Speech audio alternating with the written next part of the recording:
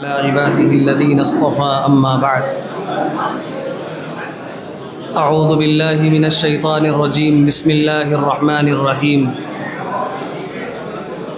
إن الصلاة كانت على المؤمنين كتابا موقوتا وقال النبي صلى الله عليه وسلم بني الإسلام على خمس شهادة أن لا إله إلا الله وشهادة أن محمد رسول الله وإقام الصلاة وإيتاء الزكاة وصوم رمضان وحج بيت الله أو كما قال عليه الصلاة والسلام صدق الله العظيم وصدق رسوله النبي الكريم اللهم صل على سيدنا محمد وعلى آل سيدنا محمد وبارك وسلم.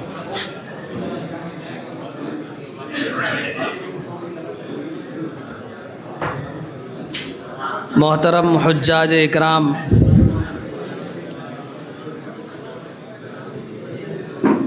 اللہ تبارک و تعالی نے اپنے لاکھوں کروڑوں بندوں میں آپ کا انتخاب فرمایا، آپ کو چنا اپنے گھر کی اور اپنے پیارے حبیب جناب محمد الرسول اللہ صلی اللہ علیہ وسلم کے روضہ اطہر کی زیارت اور حاضری کے لیے. یہ اللہ تعالیٰ کا بہت بڑا کرم اور احسان ہے. کتنے اللہ کے ایسے بندے ہیں جو ہم سے نیکیوں میں بہت آگے ہیں، عبادت میں بہت آگے ہیں، مال اور دولت میں بھی ہم سے آگے، لیکن وہ نہیں جا سکے. اللہ نے ہمیں چن لیا. تو اس نعمت کی، جب اتنی عظیم نعمت ملی ہے، جتنی بڑی نعمت ہو اس کی قدر بھی اسی اعتبار سے کرنی چاہیے. اللہ تعالیٰ اس نعمت کو ہمارے نامہ اعمال میں ہمیشہ باقی رکھنے کا فیصلہ فرما دے. شیطان کی کوشش تو یہی ہوتی ہے کہ کوئی نامہ اعمال لکھا نہ جائے نیکی کا کام، اور اگر لکھ دیا گیا ہے تو وہ کسی طرح سے ضائع اور برباد ہو جائے. اللہ تعالیٰ ہم سب کو اخلاص کے ساتھ اس عظیم فرض کو ادا کرنے کی توفیق عطا فرمائے، اور پھر ہم اس نیکی کو بچا کر قیامت کے میدان تک، آخرت تک بھی لے جا سکیں. ریاکاری سے، دکھاوے سے نعمتیں ضائع اور برباد ہو جاتی ہیں. اور خاص طور سے حج کا معاملہ ایسا ہے کہ اس میں ریاکاری اور دکھاوا یہ شیطان بہت ڈال دیتا ہے. لوگ سفر کر کر کے دوسرے شہروں میں جاتے ہیں کہ بھئی ملاقات کرنے جا رہے ہیں، ان سے جا کر ذکر کرتے ہیں، حالانکہ کوئی تعلق نہیں ہوتا. حضرت امام غزالی رحمۃ اللہ علیہ نے لکھا ہے، اپنی عبادتوں کو ایسے چھپانا چاہیے جیسے تم اپنے گناہوں کو چھپاتے ہو. ایسی اپنی عبادتوں کو، جو عبادت خالص اللہ کے لیے ہوگی وہ اس کا اجر اللہ کے یہاں ملے گا. اور جہاں جس عبادت میں لوگ بھی شامل ہو گئے کہ ان کو پتہ چل جائے ہم حاجی ہو گئے، ان کو پتہ چل جائے ہم حج کرائے، اور جو مل رہا ہے سب سے تذکرہ ہو رہا ہے. اور شیطان اصل میں بڑا چالاک ہے، وہ ڈائریکٹ آپ سے نہیں کہلوائے گا کہ ہم حج کرنے جا رہے ہیں، دعا کی شکل میں کہلواتا ہے. جن سے ملنا ہے دعا کریے گا میرا نام آگے ہے، جا رہے ہیں. اگر آپ اپنے دل کو ٹٹول کر دیکھیں گے تو مقصد دعا نہیں ہوتی، مقصد یہی ہوتا ہے کہ ان کو بھی علم ہو جائے کہ ہم جا رہے ہیں. ہر انسان اپنی کیفیت جانتا ہے، اپنے آپ کو کوئی انسان دھوکہ نہیں دے سکتا. اس لیے اللہ تعالیٰ نے یہ عظیم موقع عطا فرمایا ہے، اپنے لاکھوں کروڑوں بندوں میں چنا ہے اس عظیم نعمت کے لیے. اس کی حفاظت کیجیے، اس کو بچا کر اپنے نامہ اعمال میں رکھیے. ہر وہ کام جس سے یہ نعمت ضائع ہو جائے اس سے بچائیے اپنے آپ کو. بہرحال آج یہاں کے ذمہ داروں نے مجھے حکم دیا ہے کہ حج کے دوران نماز کے متعلق کیا کیا مسائل پیش آتے ہیں وہ عرض کر دیے جائیں. دیکھیے، جیسے حج ایک فریضہ ہے اسلام کا، ایسے ہی نماز بھی ایک فریضہ ہے. جناب رسول اللہ صلی اللہ علیہ وسلم نے ارشاد فرمایا کہ اسلام کی بنیاد 5 چیزوں پر ہے، اس میں سے ایک چیز ہے حج اور ایک نماز بھی ہے، یعنی نماز کو بھی فرمایا، حج کو بھی اسی بیان فرمایا۔ نماز حج سے زیادہ بڑا اور اہم فریضہ ہے۔ حج سارے مسلمانوں پر فرض نہیں ہوتا، لیکن نماز ہر مسلمان پر فرض ہے۔ عام طور سے اب آپ لوگ ماشاءاللہ جب سے آپ نے حج کا فارم بھرا ہے، بہت سی مجلسوں میں ایسے شرکت کی ہوگی، تربیت کے لیے سیکھا ہوگا، خود کتابیں پڑھی ہوں گی، بعض لوگوں کو شوق ہوتا ہے انٹرنیٹ وغیرہ سے سرچ کیا ہوگا، یوٹیوب میں بیانات سنے ہوں گے کیا کیا کرنا ہے۔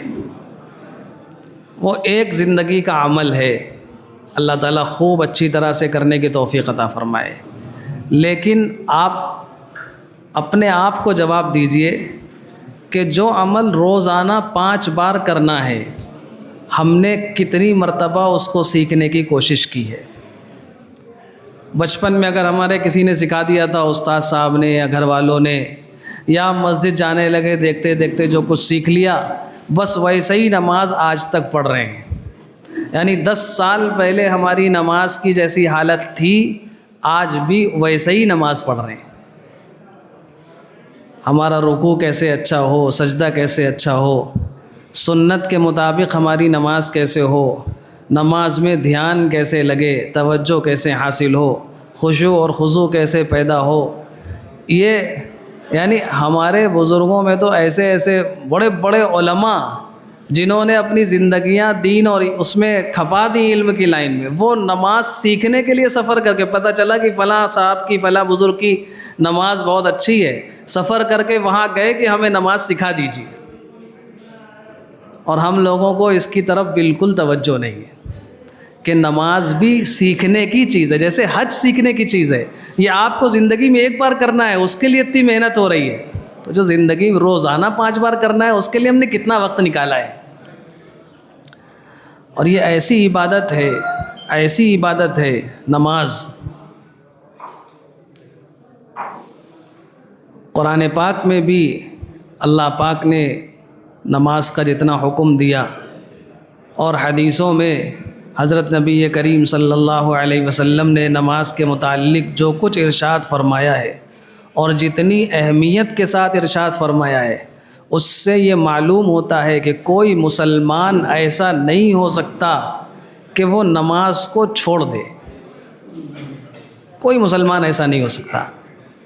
اسی وجہ سے ہمارے فقہاء میں حضرت امام احمد ابن حنبل رحمۃ اللہ علیہ کے نزدیک تو ان کا مسلک یہی ہے کہ جان بوجھ کر اگر کسی نے فرض نماز چھوڑ دی، جان بوجھ کر، حدیث میں من ترک الصلاۃ متعمدا فقد کفر، تو وہ کافر ہو جائے گا، دائرہ اسلام سے خارج ہو جائے گا، اس کو پھر سے نکاح کرنا پڑے گا، پھر سے کلمہ پڑھ کر ایمان میں داخل ہونا پڑے گا۔ دوسرے فقہاء نے کہا ہے کہ اس حدیث کا اصل مطلب یہ ہے کہ اگر کوئی انکار کے ساتھ نماز چھوڑے گا، یعنی کوئی یہ کہے کہ نماز فرض نہیں ہے پھر چھوڑ دے، تو کافر ہوگا۔ لیکن حدیث پاک کے جو الفاظ ہیں اس میں تو واضح جو اس کا ترجمہ ہے کہ جس نے جان بوجھ کر نماز چھوڑ دیا وہ اسلام سے خارج ہو گیا، اس نے کفر اختیار کر لیا۔ اس لیے میرے محترم بزرگوں، دوستوں، انتہائی قابل احترام آپ لوگ تو بہت مبارک لوگ ہیں، ایسی پاکیزہ جگہ جا رہے ہیں جس کے لیے لاکھوں اللہ کے نیک بندے جن کے دل تڑپتے ہیں، جو راتوں میں اٹھ کر دعائیں مانگتے ہیں کہ اللہ ایک مرتبہ اپنا گھر دکھا دیجئے، وہاں کے لیے اللہ نے چن لیا آپ کو۔ تو اس عظیم فرض کو بھی ادا کرنے کی، اس کو صحیح کرنے کی کوشش کیجیے، اور اس کی ادائیگی میں کوئی کوتاہی نہ کیجیے۔ افسوس یہ ہوتا ہے کہ یعنی یہ دیکھی ہوئی بات ہے، اس لیے عرض کر رہے ہیں کہ حج کی تیاریوں میں لگ کر نماز چھوڑ دیتے ہیں، یعنی ایک عبادت میں لگے ہیں، اس کی تیاری کر رہے ہیں اور نماز چھوڑ کر۔ اللہ کو سب سے محبوب عمل حدیث پاک میں قیامت کے دن سب سے پہلے نماز کا حساب کتاب ہوگا، وہ اگر صحیح نکلے گی تب دوسری چیزیں دیکھی جائیں گی، اور خدا نخواستہ وہی گڑبڑ نکل گئی۔ اس لیے سب سے پہلے تو یہ ارادہ کر لیں کہ ہم اب سے لے کر حج میں جانے تک اور وہاں سے پھر اپنی زندگی کے آخری سانس تک انشاءاللہ کوئی نماز نہیں چھوڑیں گے۔ بالکل پختہ ارادہ کریں کہ ہم انشاءاللہ کوئی نماز نہیں چھوڑیں گے، ساری نمازیں پابندی سے پڑھیں گے، اور جو نمازیں بالغ ہونے کے بعد سے اب تک چھوٹ چکی ہیں ان کی قضا کریں گے۔ عام طور سے انسان 12 سال کے بعد اگر غسل کی ضرورت پیش آ جائے تو بالغ ہو جاتا ہے، ورنہ 15 سال کی عمر میں بالغ ہو جاتا ہے تو نماز فرض ہو جاتی ہے۔ اب اس کے بعد سے لے کر اب تک ہماری جتنی عمر ہے، 40 سال عمر ہو گئی، 15 سال کی عمر میں نماز فرض ہوئی تھی، اب یہ جو 25 سال کا عرصہ ہے اس میں اندازہ لگا لیں کہ ہم نے کتنی نمازیں پڑھی ہوں گی، کتنی چھوڑی ہوں گی۔ پتہ چلا مثلاً 15 سال کی نمازیں تو پڑھی ہوں گی، 10 سال نہیں پڑھی نماز، غفلت میں گزر گئے۔ اللہ سے خوب سچی پکی توبہ کر لیں، معافی مانگ لیں، ان کا در تو کھلا ہے معافی کے لیے، اور ان کو معاف نہ کرنا ہوتا تو ہم سب کو یہاں جمع بھی نہ کرتے، بیچتے بھی نہ وہاں۔ سچی پکی توبہ کر لیں کہ اے اللہ جو ہم سے نمازوں میں اب تک غفلت ہوئی ہے ہمیں معاف فرما دیجیے۔ اب صرف معافی سے وہ ادا نہیں ہوں گی، اب اس کی قضا کا اہتمام کیجیے روزانہ۔ آسان طریقہ یہ ہے کہ آپ نے اندازہ لگا لیا ہے کہ ہماری 10 سال کی نمازیں چھوٹی ہوں گی، ہر نماز کے ساتھ ایک نماز قضا بھی پڑھ لیجیے۔ بہت زیادہ محنت نہیں کرنی پڑے گی، قضا نمازوں میں صرف فرض کی قضا ہوتی ہے۔ آپ ہر نماز کے ساتھ ایک نماز قضا پڑھ لیجئے، 10 سال تک پڑھتے رہیے، آپ کی آسانی کے ساتھ بغیر کوئی آپ کو محنت اور مشقت کیے ہوئے ساری نمازیں ادا ہو جائیں گی۔ اور جب انسان ارادہ کر لیتا ہے کہ ہمیں یہ کام کرنا ہے تو اللہ پاک توفیق بھی عطا فرما دیتے ہیں۔ سوچ لیا کہ ہمیں ادا کرنی ہے، لوگوں نے 15 20 سالوں کی زکوٰۃ ادا کی ہے، ان کو پتہ چلا کہ زکوٰۃ نکالنا بھی اسلام کا فریضہ ہے، کبھی ادا ہی نہیں کی تھی، اور بس اللہ تعالیٰ نے دل میں ڈال دیا ادا کرنا ہے، تو اپنی جان دے دینا آسان ہے، مال نکالنا آسان نہیں ہے۔ مال کی جو محبت ہوتی ہے، لیکن جب اللہ تعالیٰ دل میں بات پیدا فرما دیتے ہیں، توفیق عطا، سب چیزیں آسان ہو جاتی ہیں۔ 20 سالوں کی حساب جوڑ کر زکوٰۃ لوگوں نے نکال دی۔ بس ارادہ کر لیں کہ اب نماز چھوڑنی نہیں ہے، جو نمازیں قضا ہیں ان کو ادا کرنا ہے۔ ہم اللہ کے سامنے ایسے حال میں پیش ہوں کہ ہمارے نامہ اعمال میں کوئی نماز چھوٹی ہوئی لکھی نہ ہو، یہ نماز نہیں پڑھی، ہر نماز پڑھی ہوئی ہو۔ جہنمیوں کے بارے میں قرآن پاک میں اللہ پاک نے فرمایا، ان سے پوچھا جائے گا ما سلککم فی سقر، جہنم میں کیوں آ گئے، جہنم میں کیسے آ گئے؟ تو سب سے پہلے جو لفظ کہیں گے کہ قالوا لم نک من المصلین، ہم نماز نہیں پڑھتے تھے۔ اللہ تعالی ہم سب کی حفاظت فرمائے۔ نماز کی پابندی کے لیے آسان طریقہ یہ ہے کہ ہم مسجد میں جماعت کے ساتھ نماز پڑھنے کی عادت بنا لیں۔ جو انسان مسجد میں جماعت سے نماز پڑھنے کی عادت بنا لیتا ہے وہ اس کی نمازیں قضا نہیں ہوتی۔ آپ نے سوچا کہ ہم جہاں ہوں گے وہاں پڑھ لیں گے، گھر میں پڑھ لیں گے، تو اتنے کام پر کام شیطان سامنے لاتا رہتا ہے کہ آسانی کے ساتھ وقت نکل جاتا ہے، پتہ ہی نہیں چلتا۔ اللہ تعالیٰ نے آپ کو وہاں، دیکھیے ہم سب کا عقیدہ ہے کہ جتنے لوگ جا رہے ہیں حج میں، آپ بتائیے کوئی اپنی طرف سے جا رہا ہے؟ اللہ پاک نے بلایا ہے اس لیے جا رہے، سب کا عقیدہ یہی ہے۔ اور روزانہ اللہ پاک مسجد سے باقاعدہ اعلان کرواتے ہیں، ہر 5 وقت آؤ نماز کے لیے، آؤ کامیابی کے لیے۔ وہاں تو ایک بار بلایا، ہم خوشی منا رہے ہیں، جا رہے ہیں، تیاری کر رہے ہیں، روزانہ 5 بار اعلان کروا رہے ہیں کہ آؤ، اور ہم نہ جائیں۔ ایک بزرگ سے کسی نے کہا کہ نمازیں چھوٹ جاتی ہیں، کیا کریں؟ بڑا عجیب جواب فرمایا جب جس وقت اذان ہو اس وقت یہ سوچا کرو کہ ساری دنیا کے بادشاہ نے اپنے دربار میں بلایا ہے، نہیں گئے تو وہ ناراض ہو جائیں گے۔ جب اذان ہو یہ سوچ لے انسان کہ ساری دنیا کا خالق اور مالک وہ بلوا رہا ہے کہ آؤ میرے دربار میں، ابھی چھوٹا سا کوئی آدمی وہ فون کر دے ہمیں کہ آپ ذرا سا آفس میں آ کے مل لیجئے تو ہم کتنے خوش ہوں گے، اور جس وقت وہ بلا لے اس وقت چلے جائیں گے، جس کی قدر ہمارے دل میں ہو۔ کوئی ڈی ایم فون کر دے اور کوئی فون کر دے کوئی، تو خوشی خوشی جائیں گے۔ یہاں خالق و مالک جس نے سب کچھ پیدا کیا، جس نے ہمیں اور آپ کو بنایا، ساری نعمتوں سے نوازا، وہ دن میں 5 مرتبہ اعلان کروا رہا ہے کہ آؤ میرے گھر میں، آؤ نماز ادا کرو، آؤ کامیابی حاصل کرو، اور ہم سنیں اور انسنی کرتے جائیں نا۔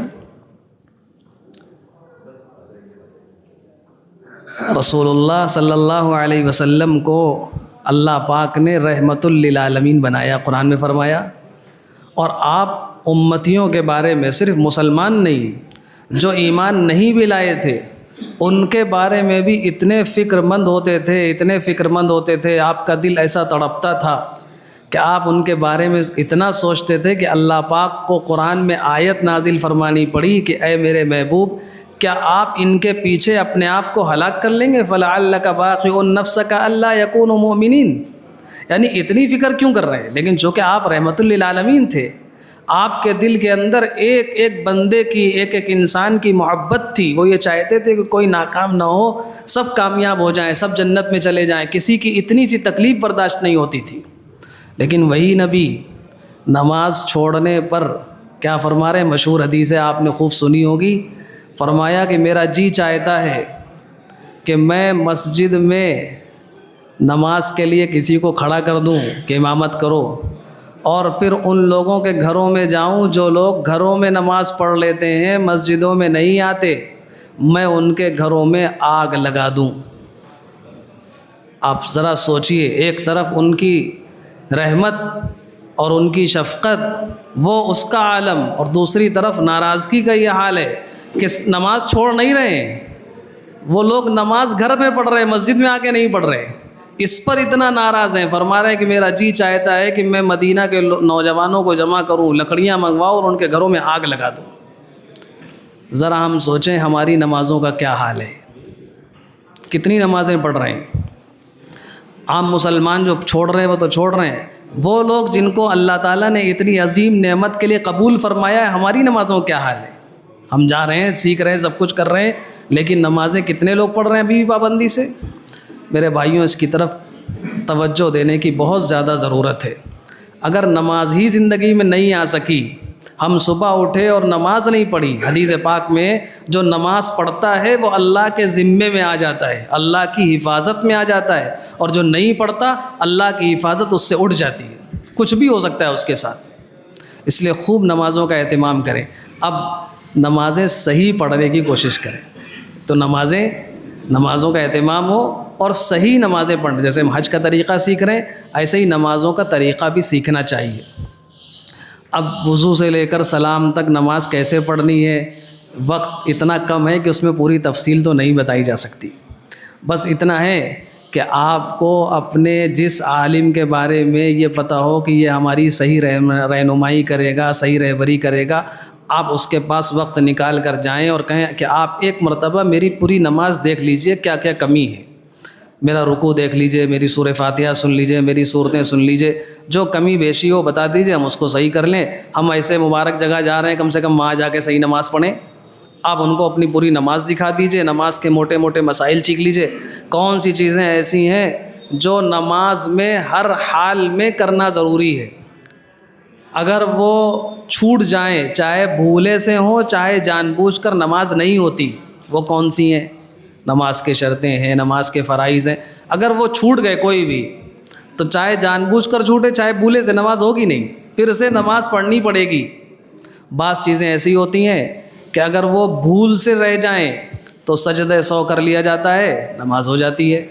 بعض چیزیں ایسی ہوتی ہیں کہ اگر وہ بھول سے چھوٹ جائیں تو اس میں ثواب کم ہو جاتا ہے، لیکن نماز میں نماز ہو جاتی ہے۔ تو ایسی چیزوں کی بہت زیادہ نہیں ہے، اگر ہم تھوڑی سی محنت کر لیں گے، 2-4 دن کسی کے پاس جا کر بیٹھ جائیں گے، انشاءاللہ ہم پوری نماز سیکھ لیں گے۔ تو اس کو بھی سیکھنے کی ضرورت ہے۔ نماز کے تعلق سے اب جب ہم گھر سے چلیں گے تو ایک اہم مسئلہ نماز کا آتا ہے، نماز کے قصر کا۔ جو آدمی مسافر ہوتا ہے اس کو نماز جو 4 رکعت والی فرض نمازیں ہیں وہ 2 رکعت پڑھی جاتی ہیں۔ فجر تو پہلے سے 2 ہیں، وہ 2 ہی پڑھنی ہے، چاہے گھر میں ہو آپ چاہے سفر میں ہو۔ ظہر کی جو 4 رکعت فرض ہیں وہ اگر آپ سفر میں ہیں، حالت سفر میں، تو پھر 4 رکعت والے فرض یہ 2 رکعت پڑھے جائیں گے۔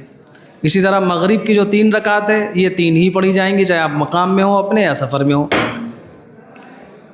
عصر اور عشاء یہ بھی 2 رکعت، 4 رکعت والی فرض نمازیں ہیں، 2 رکعت پڑھی جائیں گی۔ تو جو 4 رکعت والی فرض نمازیں ہیں وہ 3 ہیں، ظہر، عصر اور عشاء۔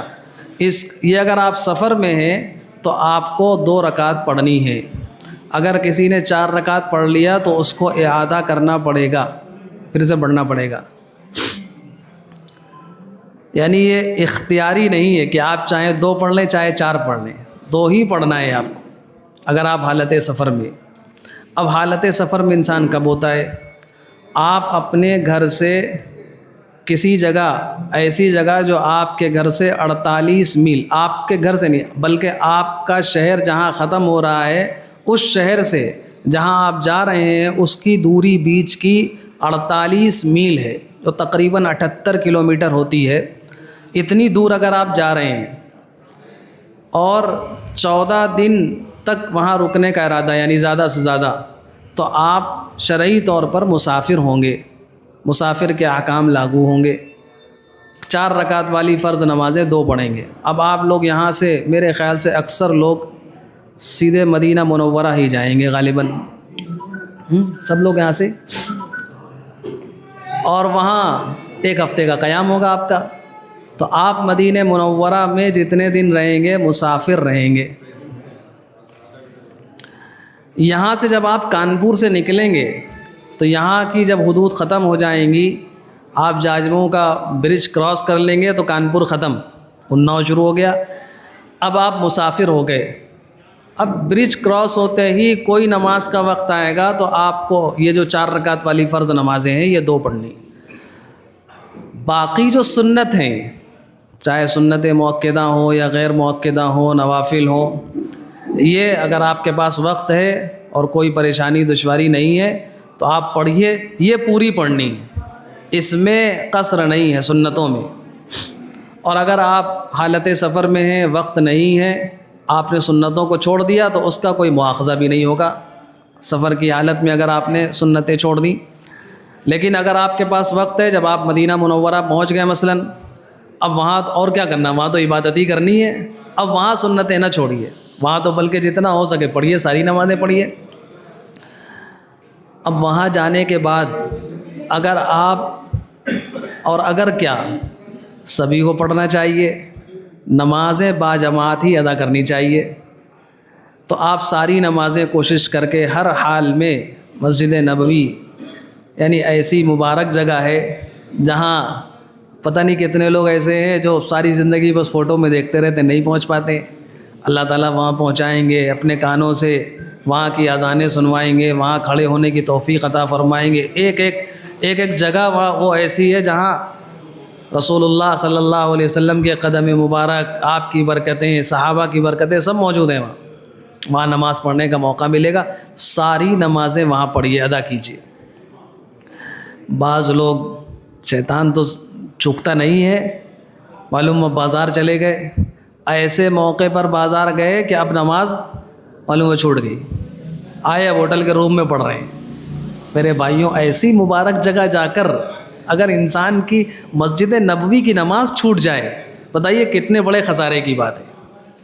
بہت سے لوگ زیارت میں جاتے ہیں، دیکھیں اہتمام آپ کریں گے تو سب کے لیے آسان ہے، اور جو نہ کرنا چاہے تو کہتے بہانے ہزار ہیں، پھر زیارت میں لے جاتے ہیں بس والے۔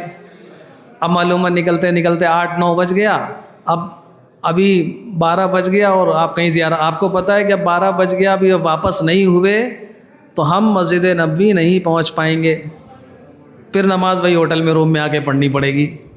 تو آپ خود نماز کا وقت دیکھ لیں، کہیں زیارت میں گئے ہوں، کہیں بھی گئے ہوں، اتنے پہلے وہاں سے واپس ہو جائیں۔ بس نہیں آ رہی، آپ اس کو چھوڑیے، ٹیکسی کیجئے، مسجد نبوی کی نماز کے لیے آپ 10-20 ریال روپے خرچہ کر دیں، کوئی حرج نہیں ہے، آپ وقت پہ مسجد پہنچ جائیے تاکہ آپ کی ساری نمازیں مسجد نبوی کے اندر ہوں۔ جب آپ جماعت سے نماز پڑھ رہے ہیں تو امام تو وہاں تو پوری نماز پڑھائیں گے تو آپ کو پوری پڑھنی. اب وہاں قصر کا مسئلہ نہیں ہے. اگر آپ مسافر ہیں اور آپ کی کچھ رکعتیں چھوٹ گئیں, مثلاً آپ کی ظہر میں آپ پہنچے اور 3 رکعتیں امام صاحب پڑھا چکے تھے, آخری چوتھی رکعت میں تھے, تو اب یہ نہیں ہو سکتا کہ چلو 1 رکعت تو امام کے ساتھ پڑھ لیا, مسافر ہیں 1 رکعت اور پڑھ لے 2 ہو جائیں گے ہماری. نہیں, اب جب امام کے پیچھے آپ نے اقتدا کی نیت کر کے کھڑے ہو گئے, اب جو امام جتنی نماز پڑھا رہا ہے اتنی آپ کو پوری پڑھنی پڑیں گی.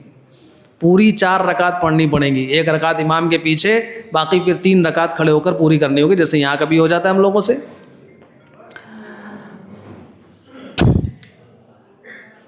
مسجد نبوی میں نماز کے تعلق سے ایک مسئلہ اور پیش آتا ہے. ریاض الجنہ میں جانے کا موقع اللہ تعالیٰ سب کو عطا فرمائے, بار بار عطا فرمائے. وہ ایسی جگہ ہے جس کے بارے میں فرمایا کہ یہ جنت کا ٹکڑا ہے, اور اللہ تعالیٰ کی ذات سے امید ہے کہ اللہ پاک جس کو ایک مرتبہ جنت کے ٹکڑے میں پہنچا دیں گے, انشاءاللہ مرنے کے بعد بھی جنت پہنچائیں گے. ان کی شان رحیمی یہی ہے کہ جب ایک مرتبہ انہوں نے جنت تک پہنچا دیا تو پھر انشاءاللہ وہاں محروم نہیں رکھیں گے. اللہ تعالیٰ سب کو توفیق عطا فرمائے. اس کے جو طریقے ہیں وہ سیکھ لیجئے, کیسے اپائنٹمنٹ ملتا ہے. بھائی لاکھوں لوگ ہوتے ہیں, سب کو جانا ہوتا ہے, پہلے سے اپائنٹمنٹ کرانا پڑتا ہے, وہ سب کرا لیجئے, وہ پہنچ جائیے. بعض موقع پر اپائنٹمنٹ لیتے وقت اگر آپ نے خیال نہیں کیا اور جلد بازی میں کچھ بھی دبا دیا اور عصر کے بعد کا وقت مل گیا, تو عصر کے بعد ہمارے یہاں, اور پہلے جب لوگ جاتے تھے تو وہاں بھی لوگ منع کرتے تھے. جو لوگ عصر میں پہنچ جاتے تھے, عصر سے لے کر مغرب تک پھر ان کو وہاں سے اٹھایا نہیں جاتا تھا, اس لیے کہ اب کوئی نفل پڑھیں گے نہیں. لوگ قرآن کی تلاوت کرتے تھے, بیٹھے رہتے تھے, مغرب کی نماز پڑھتے تھے مغرب کے بعد. لیکن اب چونکہ رش زیادہ ہونے کی وجہ سے 20 منٹ کا وقت دیتے ہیں, جو آتا ہے 20 منٹ کے بعد پھر ان کو ہٹا دیتے, دوسروں کو بلا لیتے ہیں. اب عصر کے بعد بھی جو گیا وہ بھی دیکھا دیکھی لوگوں کی وہاں نفل شروع کر دیتا ہے. عصر کی نماز جب پڑھ لیا ہم نے تو اب اس کے بعد کوئی نفل نماز مغرب تک نہیں پڑھ سکتے. آپ ریاض الجنہ میں آپ کو موقع ملا ہے, اب آپ جائیے وہاں نماز نہ پڑھیے نفل, اب آپ وہاں قرآن پاک کی تلاوت کر لیجئے, خوب دعا مانگ لیجئے. وہ تو ایک رائی کے دانے کے برابر وہاں کوئی ایسی جگہ نہیں ہے جہاں رسول اللہ صلی اللہ علیہ وسلم کے قدم مبارک نہ پڑے ہوں. کہیں بھی جگہ مل جائے آپ بیٹھ جائیے, اور جتنی محبت کے ساتھ, جتنی عظمت کے ساتھ, جتنی عقیدت کے ساتھ آپ جتنی دیر وہاں رہیں گے اتنا نفع ہوگا. بہت سے لوگ وہاں, یہ موبائل نے تو سب کا باڑا کر رکھا ہے, ایسی مقدس جگہ جا کر بھی موبائل میں لگ جاتے ہیں. بلکہ یعنی اب چونکہ معاملہ ہے, ہم نے اپنی آنکھوں سے دیکھا تو آپ کو بتاتے ہیں, یعنی جب دل کے اندر تقدس نہیں ہوتا اور جگہوں کی عظمت نہیں ہوتی. ایک صاحب کو دیکھا ریاض الجنہ میں, وہ ایسے کھڑے ہوئے, ہاتھ اٹھایا اور رونے جیسی شکل بنائی اور دوسرے کو موبائل دے دیا کہ ذرا میری ویڈیو بنا لو, اور بس ایسے کر کے رونے جیسی اور اشارہ کر دیا بنا لو. اب ایسی مبارک جگہ میں یہ کس کے لیے ویڈیو بنا رہے ہیں؟ اس فتنے سے جو وہاں بچ گیا. اور ہم تو کہتے ہیں میرے بھائیوں, بزرگوں, عزیز دوستوں, آپ اپنے موبائل سے جتنے اچھے سے اچھا فوٹو کھینچ لیں وہاں کا, اس سے بہتر آپ کو انٹرنیٹ میں مل جائے گا. اب اپنے موبائل سے مت کھینچیے. بہت دیکھنے کا شوق ہو رہا ہے, آپ دیکھ لیجیے, ہر چیز ہر جگہ کا فوٹو موجود ہے, سب موجود ہے اس میں. کاہے اپنا ٹائم ویسٹ کر رہے ہیں اس میں لگا کر. تو وہاں جتنا موقع مل جائے خوب دعائیں مانگیے, خوب ذکر کیجیے. وہ بہت مبارک موقع ہے جو آپ کو ملا ہے 20 منٹ کا. ایک سیکنڈ اور سیکنڈ کا ایک لمحہ بھی ضائع نہ کریے وہاں. ریاض الجنہ کو بہت بڑا انہوں نے کر دیا ہے رش زیادہ ہونے کی وجہ سے. جانے سے پہلے سیکھ لیجیے گا کہ کتنا حصہ ریاض الجنہ کا ہے. کوشش کر کے اس جگہ پہ پہنچ جائیے. اب جو انہوں نے بنا دیا ہے ایریا جتنا, اور اس میں لوگوں کو 150, 200, 300 لوگوں کے ساتھ روانہ کر دیتے ہیں, ان کے ساتھ مجبوری ہے رش زیادہ ہونے کی وجہ سے. تو آپ اگر سیکھ لیں گے کہ ریاض الجنہ کا حصہ متعین ہے, وہ حضور پاک صلی اللہ علیہ وسلم نے اس کی تحدید فرما دی کہ یہ حصہ ریاض الجنہ کا ہے, وہ اس جگہ میں پہنچنے کی کوشش کیجیے. اس میں بھی جو پلرز ہیں, استوانہ کہتے ہیں. کون سا استوانہ؟ استوانہ عائشہ, اس کی بے پناہ فضیلت ہے. وہاں موقع مل جائے, اللہ پاک وہاں توفیق دے دیں. اور عام طور سے چونکہ جانے والوں میں بڑی اکثریت ایسی ہوتی جن کو زیادہ معلومات نہیں ہوتی, اگر آپ سیکھ کے جائیں گے تو انشاءاللہ موقع مل جائے گا. دیکھ لیجیے کہاں بیٹھنا ہے ہمیں, کوشش کر کے تھوڑی محنت کر کے پہنچ جائیے, وہاں کچھ وقت گزار لیجیے. دوسری چیز نماز کے تعلق سے جو مدینہ منورہ میں پیش آتی ہے, خاص طور پر مسجد نبوی کا ایک حصہ جو مسجد غمامہ ہے, جہاں پہلے عیدگاہ ہوا کرتا تھا مدینہ منورہ کا, اس طرف جو ہوٹلز ہیں وہاں سے لوگ آتے ہیں اور آ کر وہیں پر اپنا مصلی بچھا لیتے ہیں اور نماز شروع کر دیتے ہیں. امام صاحب بہت پیچھے ہوتے ہیں. دیکھیے, کسی امام کی اقتداء میں اگر آپ نماز پڑھ رہے ہیں تو اس میں ضروری ہے کہ امام سے پیچھے کھڑے ہوں آپ. اگر آپ امام سے آگے بڑھ گئے تو نماز نہیں ہوگی. سینکڑوں کی تعداد میں لوگ, حالانکہ جو حکومت کی طرف سے وہاں مسجد نبوی کے اندر صفیں بچھی ہوتی ہیں وہ امام کے پیچھے سے بچھی ہوتی ہیں, لیکن اس کے آگے 3 صف, کبھی 4 صف, کبھی 5 صف, اور جمعہ میں تو اور آگے تک لوگ سب بچھا لیتے ہیں. بس جائے جلدی سے بچھایا اور کھڑے ہو گئے, نماز پڑھ لی. بھائی اب بعض لوگ تو یہ کہتے ہیں ارے یہاں سب ہو جاتا ہے. ایسا تھوڑی کہ وہاں سب ہو جاتا ہے, کس نے بتا دیا وہاں سب ہو جاتا ہے؟ وہاں سب ہو جاتا تو پھر حضور پاک صلی اللہ علیہ وسلم کے لیے وہاں کا کوئی دین ہی نہیں تھا. وہ تو کہتے سب ہو جاتا ہے, جیسا چاہو ایسا کرو. دین ہندوستان کے لیے تھوڑی نازل ہوا ہے. وہاں بھی ہم کو انہی آداب کی, انہی مسائل کی رعایت کرنی ہے جو ہم یہاں کرتے ہیں, بلکہ وہاں اس سے زیادہ کرنی ہے. اگر آپ امام سے آگے کھڑے ہو گئے, آپ یہ مت سوچیے کہ اگر ہم پیچھے چل کر جائیں گے اتنی دور تو میری رکعت چھوٹ جائے گی. چھوٹ جائے رکعت, آپ اور پہلے نکلیے, لیکن کسی وجہ سے تاخیر ہو گئی, کچھ ہو گئی, اپنی پوری نماز تو خراب نہ کریے. آپ کو سینکڑوں لوگ ملیں, دیکھا دیکھی جس نے وہاں کام کیا وہ اپنی عبادت کو خراب کر لے گا. جو سیکھ کے جائے گا اس کی عبادتیں صحیح ہوں گی. بہت بڑی تعداد میں عورتیں اکثر دیکھا کہ آگے تک بس بچھا لیتی ہیں اور نماز پڑھنا شروع کر دیتی ہیں. جو ہماری مائیں بہنیں جاتی ہیں وہ دیکھتی ہیں کہ جب اتنی سینکڑوں عورتیں پڑھ رہی ہیں, وہ کہتی ہیں ان کی تھوڑی خراب ہو, اتنی عورتیں کیسے, ہم بھی یہیں پڑھ لے رہے ہیں. یہ سب مت دیکھیے. آپ امام صاحب کی جگہ دیکھ لیجئے کہاں کھڑے ہوتے ہیں, اور اس کے پیچھے جا کر کھڑے ہوئیے, چاہے جتنا چلنا پڑے. جب اتنی دور چل کر گئے تو تھوڑی چلنے میں اور کیا ہو جا رہا ہے, تھوڑی دور اور چل لیجئے. وہاں جا کر پیچھے کھڑے ہوئیے. امام سے آگے بڑھ گئے تو نماز نہیں ہوگی. اسی طرح آپ مدینہ منورہ سے آپ جتنے دن وہاں رہیں, خوب اللہ تعالیٰ جتنی توفیق دے, وہاں کا سب سے خاص عمل تو درود پاک کی کثرت ہے. جتنا پڑھیں گے اتنی توجہ ان کی حاصل ہوگی. جب آپ مکۃ المکرمہ آئیں گے, اب یہاں نماز میں یہاں آپ جا کر عزیزیہ چلے گئے مثلاً, تو اب یہاں تو آپ کو پورا مہینہ گزارنا ہے. کسی کو 35 دن, کسی کو 36 دن, کسی کو 1 مہینہ, سب ایسے ہی رہیں گے انشاءاللہ. تو اب آپ یہاں مسافر نہیں ہیں, اب آپ مقیم ہو گئے. اب آپ کو پوری نمازیں یہاں ادا کرنی ہے. راستے میں جب آپ مدینہ منورہ سے چلیں گے یا جدے سے جب آپ مدینہ منورہ کے لیے جائیں گے, اگر فلائٹ ڈائریکٹ مدینہ منورہ گئی تو کوئی مسئلہ ہی نہیں ہے. تو اگر آپ بس والے ڈرائیور سے اچھی طرح سے بات کر لیں تو وہ روک دیتے ہیں نماز کا جب اوقات آئے. اور جگہ جگہ وہاں پیٹرول پمپ بنے ہوئے ہیں, ہر جگہ مساجد کا انتظام ہوتا ہے. اگر آپ ان سے بات کر لیں کہ بھائی ہم لوگ سب لوگ نماز پڑھ لیں, آپ روک دیجئے, آپ بھی پڑھ لیجئے گا, ہم بھی, تو وہ روک دیتے. اور اگر کسی نے نہیں کہا تو وہ چلاتے رہتے, کہتے ہیں وہ مدینہ میں پڑھ لینا چل کے سب ایک ساتھ. تو یہ آپ کے اپنے اوپر ہے کہ آپ کو کتنی فکر. ایسے ہی واپسی میں بھی آپ چلیں گے, اگر کچھ نہیں کہا تو وہ کہیں گے اب سب چل کر مکہ میں پڑھ لینا نماز.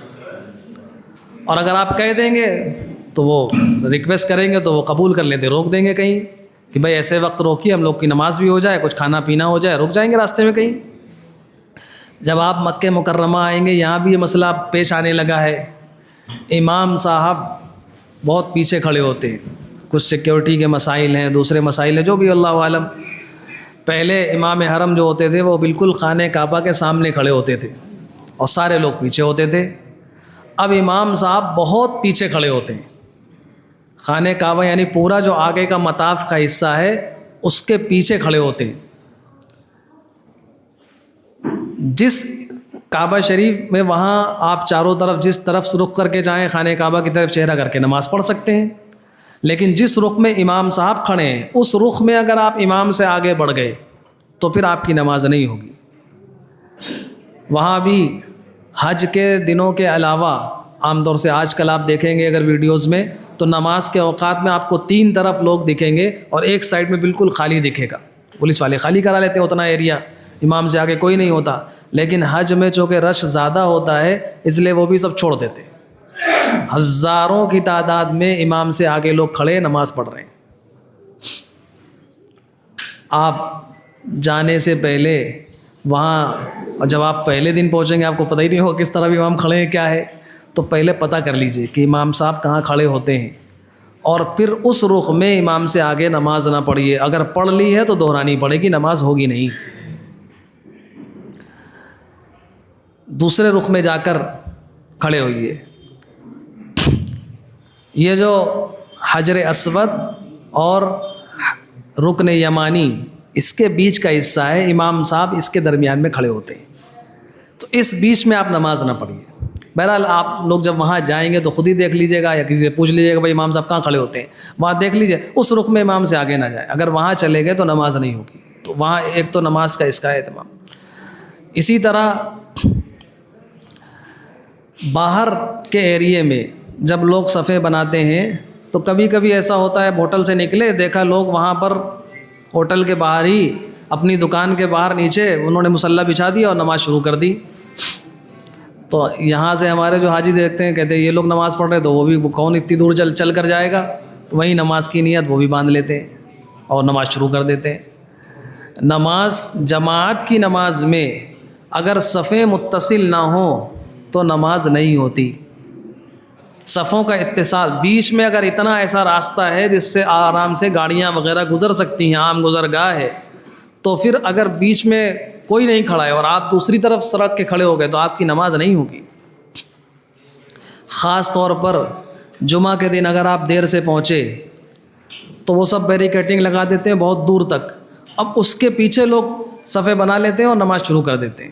جو لوگ بیچ میں راستے کے دوسری طرف نماز پڑھ رہے ہیں، بیچ میں عام گزرگاہ ہے اور انہوں نے جمعہ کی اپنی حفاظت کی وجہ سے سب روڈ بند کر رکھے ہیں اور روڈ کے کراس کر کے کوئی نماز جماعت سے پڑھ رہا ہے تو نماز نہیں ہوگی۔ پھر آپ اگر نہیں پہنچ پا رہے ہیں حرم شریف، کوئی بات نہیں، اللہ سے معافی مانگ لیجیے اور کسی مسجد میں جا کر جمعہ ادا کر لیجیے تو آپ کا جمعہ صحیح ہو جائے گا، ورنہ وہ نماز ادا نہیں ہوگی۔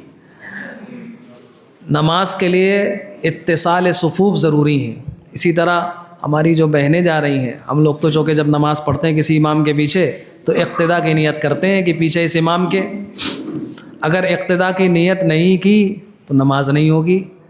عورتیں جو کہ گھروں میں نماز ادا کرتی ہیں ان کو پتہ نہیں ہوتا تو ان کو بھی مسائل سکھا دینا چاہیے کہ وہاں جب نماز کی وہ نیت کریں گی تو اپنی نیت کے ساتھ ساتھ اس کی بھی نیت کرے کہ میں اس امام کے پیچھے نماز پڑھنے کی نیت کرتی ہوں تو نماز ادا ہوگی۔ اگر اقتداء کی نیت نہیں کی، بس امام نے اللہ اکبر کہا آپ نے بھی کہہ دیا تو بھی نماز نہیں ہوگی، پھر سے نماز دہرانی پڑے گی۔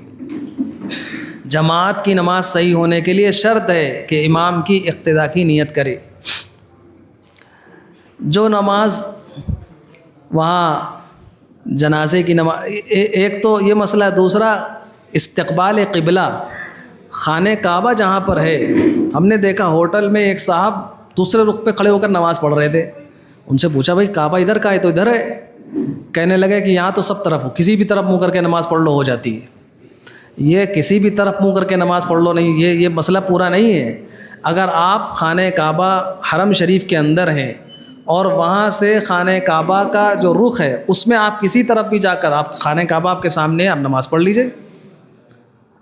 اچھا، بعض لوگ سمجھتے ہیں کہ پشچم کی طرف انہوں نے اپنا وہ قبلہ دیکھا، ہمارے یہاں سے خانہ کعبہ پشچم کی طرف ہے، لیکن وہاں تھوڑی، وہاں جا کر آپ، وہاں تو جس رخ پر آپ کا ہوٹل ہوگا وہ دیکھنا پڑے گا۔ جو وہاں کا نسک ایپ ہے اس میں قبلے کا ڈائریکشن ہے، وہ آپ اگر ڈاؤن لوڈ کر لیں گے تو وہ وہاں سے وہ قبلہ ڈائریکٹ صحیح دکھاتا ہے، تو آپ اس سے دیکھ لیجئے اپنے ہوٹل سے قبلہ کدھر ہے۔ ویسے عام طور سے ہوٹلوں میں بھی وہ ایرو بنا رہتا ہے نشان قبلے کا، لیکن اس کی ضرورت ہی نہ پڑے کہ ہم ہوٹل میں نماز پڑھیں، اللہ نہ کرے۔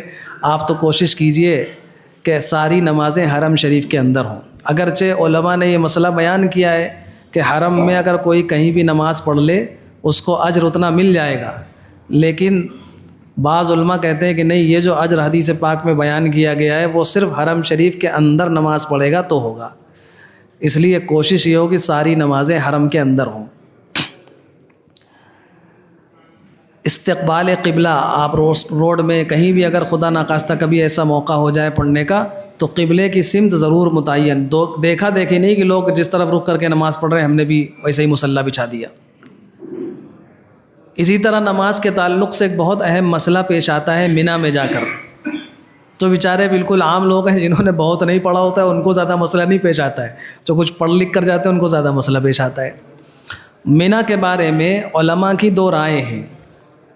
ایک رائے یہ ہے کہ منی مکہ مکرمہ سے علیحدہ ایک دوسرا شہر کے حکم میں ہے، لہٰذا وہاں چونکہ حاجی جاتا ہے تو 2-3 دن کے لیے، 5 دن کے لیے،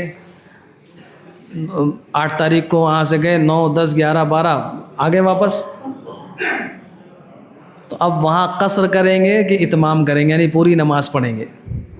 تو اب جو علماء یہ کہتے ہیں کہ منی علیحدہ بالکل ہے، اس سے مکہ مکرمہ کا تعلق نہیں ہے، تو وہ تو کہتے ہیں کہ وہاں جا کے چونکہ 14 دن کے رکنے کی نیت نہیں ہے وہاں، تو وہاں تو جا کر قصر کرے گا۔ لیکن جو علماء کہتے ہیں چونکہ مکہ مکرمہ کی آبادی بہت بڑھ گئی ہے اور منی تک پہنچ چکی ہے اب، تو وہ کہتے ہیں کہ اب اتمام کرے گا۔ تو اب جو لوگ دونوں کی رائے پڑھ کے جاتے ہیں وہاں بلا وجہ اختلاف کرتے ہیں، بحث کرتے ہیں، کوئی کہتا ہے 2 پڑھیں گے، کوئی کہتا ہے 4 پڑھیں گے۔ تو آپ کو جس عالم کے بارے میں پتہ ہو کہ ہمیں صحیح بتائے گا اس سے پہلے سے معلوم کر لیجئے۔ میرے نزدیک کیا، میری کیا حیثیت ہے، ہم نے اپنے جن بزرگوں سے سیکھا ہے ان کے نزدیک تو وہاں اتمام کرنا افضل ہے، بہتر ہے کہ آدمی پوری نماز پڑھے، اور احتیاط بھی اسی میں، یعنی جہاں یہ شک ہو کہ یہاں ہم پوری پڑھیں یا آدھی پڑھیں، تو احتیاط کا تقاضا یہ ہے کہ پوری پڑھ لے، اس لیے کہ پوری پڑھ لے گا اس میں آدھی تو آ ہی جائے گی، اور اگر آدھی پڑھے گا اور پڑھنا چاہیے تھا پوری تو نماز ہی مکمل نہیں ہوگی، اس لیے آپ وہاں پوری نماز پڑھ لیں۔ ظہر کی پوری 4 رکعت پڑھیں۔ اچھا، جمعہ میں بھی مسائل پیش آتے ہیں، بعض لوگ کہتے ہیں کہ جمعہ نہیں ہوتا، ظہر پڑھ لیتے ہیں۔ جمعہ کے لیے مسجد کا ہونا شرط نہیں ہے، آپ اپنے خیمے میں جماعت کے ساتھ، اکیلے کوئی آدمی جمعہ کی نماز پڑھنا چاہے نہیں ہوگی، اگر جماعت ہے آپ لوگ چند لوگ مل کے جماعت کر لیجیے، جمعہ کی نماز پڑھ لیجیے، خیمے میں ہو جائے گی جمعہ کی نماز۔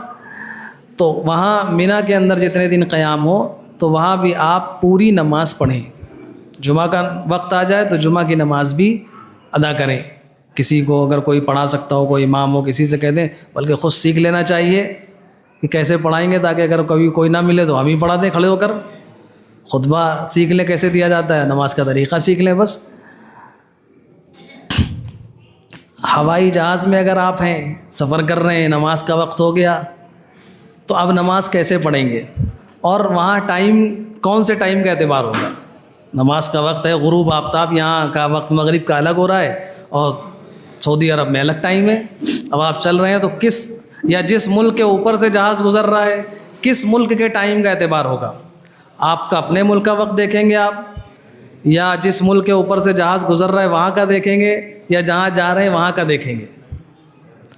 تینوں جگہ کا نہیں دیکھیں گے، پھر کیا دیکھیں گے؟ پھر آپ دیکھیں گے خود وہاں ہوائی جہاز میں۔ اصل میں نماز کا تعلق غروب آفتاب اور غروب شمس اور طلوع فجر اس سے جڑا ہوا ہے۔ زمین میں غروب پہلے ہو جاتا ہے، آسمان میں غروب بعد میں ہوتا ہے، دکھنے پر ہے یہ۔ آپ جتنی بلندی پر جائیں گے آپ کو سورج دیر تک دکھتا رہے گا، جب سورج آپ کو نظر آ رہا ہے آپ مغرب کی نماز نہیں پڑھ سکتے، جب ڈوب جائے گا تب آپ پڑھیں گے۔ تو جب آپ ہوائی جہاز میں ہیں تو آپ اب وہ ٹائم مت دیکھیے کہ ہم کس ملک سے اوپر گزر رہے ہیں، اس ملک میں سن سیٹ ٹائم کیا ہے یا سن رائز کا ٹائم کیا ہے، فجر سے پہلے کا ہم دیکھ لیں اور فجر پڑھ لیں۔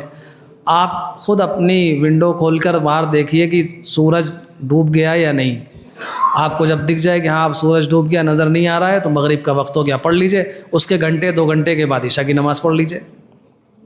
ڈوبنے سے کچھ قریب ہو اس سے پہلے آپ عصر کی نماز پڑھ لیجئے۔ بالکل آپ کو سورج اوپر نظر آ رہا ہے خوب کھلا ہوا، لگ رہا ہے کہ بالکل زوال کا وقت ہو چکا ہے، آپ اس کے تھوڑی دیر کے بعد ظہر کی نماز پڑھ لیجئے. یعنی آپ کو پوری نمازیں آسمان، آپ اوپر ہیں نا، تو اس کے اعتبار سے پڑھنی ہے. پھر آپ سب سعودی ایئر لائن سے ہیں، بعض لوگ بیٹھے بیٹھے نماز پڑھ لیتے ہیں. دیکھیے قیام کرنا فرض ہے، بلکہ کرسی کا ایک مسئلہ بھی سمجھ لیجئے. بہت سے لوگ یہاں بھی مساجد میں کرسی رکھ دیتے ہیں. بعض مساجد میں تو اتنی کرسیاں ہو گئیں کہ بعض لوگ کہنے لگے کرسی والی مسجد ہے. اچھے خاصے گھر سے چل کر آ رہے ہیں پیدل، اور مسجد میں آئے کرسی میں بیٹھ گئے نماز پڑھنے لگے. جب آپ اپنے گھر سے پیدل چل کر مسجد تک آ سکتے ہیں، اس کا مطلب آپ کے اندر کھڑے ہونے کی طاقت ہے.